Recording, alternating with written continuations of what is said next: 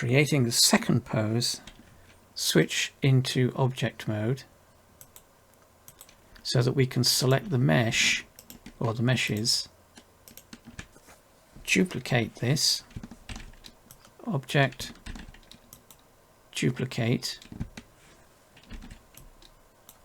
object, duplicate, press escape to reset.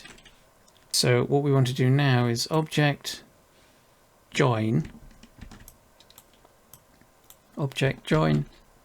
That joins them all together into one mesh. We need to be in object data properties, and we need to get rid of all these morph controls. We have to select each one in turn and just delete all of them. There we go. So back to modifiers, and now we can apply, let's just, for this particular, let's go into layout, modifiers, and we're going to more options. That's the arrow, the down pointing arrow, and click on apply.